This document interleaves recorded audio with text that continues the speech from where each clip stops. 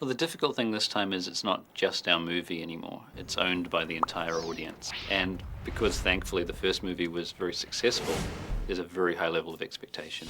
Upon hearing terms like global illumination, subsurface scattering, and hyperreality, one may come to the conclusion that scientists are talking about a comet hurling toward Earth. When in fact, that very terminology is being used today in the making of Shrek 2.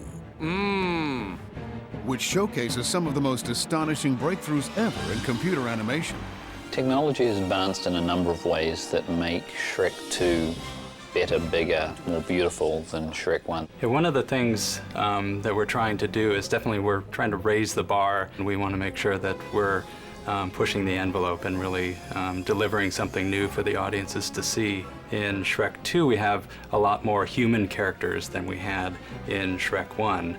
And so we spent a lot of time kind of bringing up the level of, what the human characters look like. We have actually quite a few different hair systems and ways to deal with hair and fur so that it looked beautiful and perfect and moved nicely. And just in general, that the hair would look more believable. Shrek 2 is more intricate and more detailed in such a way that it's able to present a picture that is more realistic, and you can almost walk into this movie. We spent effects time developing rain systems and moving clouds for a dramatic scene where clouds roll in and snow.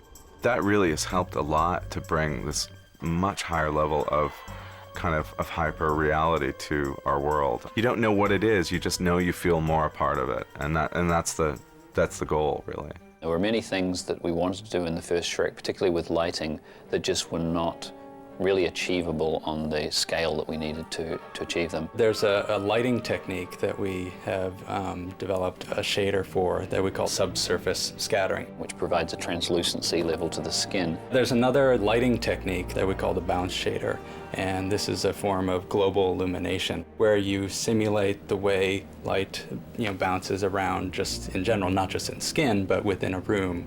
More fur, more hair, more water, more smoke, rain, effects, fire, all of those things that were hard and we were developing them last time, we were able to launch off from that point and develop them further this time.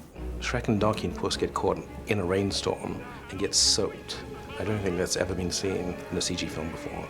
And it's beautiful. So people, even though we haven't seen anything between Shrek 1 and Shrek 2, they have definitely been working very hard to make sure that this is a whole new feast for the eyes. It's really great. When you see Shrek 2, and you see a mere 3 years later what we are able to realize of our artists' dreams and imagination in that film, it kind of takes your breath away. Computer graphics is still a relatively young industry, and together on each of these films we try to create and invent new solutions towards the creative ambition of each film. We have an amazing partnership with HP. A couple of years ago, we signed a strategic alliance together with our companies.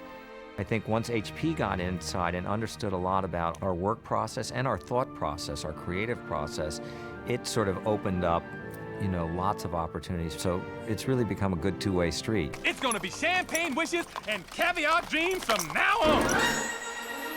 Designing the incredibly stylized look and feel of Shrek 2 requires the imagination and expertise of many talented people, as everything in an animated film must be created from scratch. To get the look of the movie going, we work in imagining what the movie will look like by painting, sketching, drawing. Wow! Character designer Tom Hester plays a key role in defining the look, utilizing research, a fertile imagination, and clay to craft the film's amazingly rich characters. With a sculpture, we can kind of talk about 360 degrees of angle there and really figure out how this character is going to look.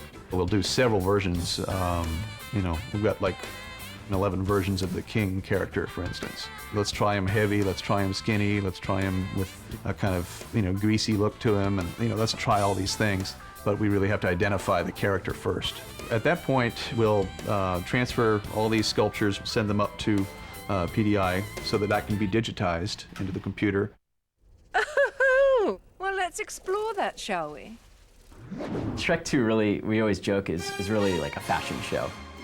In designing character clothing that moves, wrinkles, and reacts to light like real cloth, costume designer Isis Musendin worked closely with animators in bringing a remarkable selection of wardrobe to fruition. We design everything on an animated film: the fabric, the trims, the clothing, the jewelry, the shoes. Well, they're both festive, aren't they? I think the crowds are going to look amazing. We created fabrics that could be used 100 times over, punching in different colors. We found every way we could to multiply and to make it more interesting visually than just the few costumes we had before.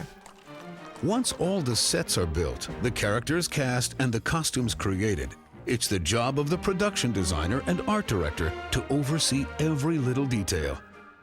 We have to design everything: twigs, rocks, boulders, moss on the rocks, how it grows on the rocks, forest debris. So we had different levels of things. So forest debris would be anything from pine needles to oak leaves to bark to stones. We strategically placed those in the shots to give it a more natural feel. It's fairly challenging, but I think it works. It gives Shrek a uniqueness, and that's probably what part of its appeal is too. Shrek 2 is just as amazing as Shrek 1 in terms of being state-of-the-art, cutting-edge technology of animation. So it's just even more of a spectacle than Shrek 1 was.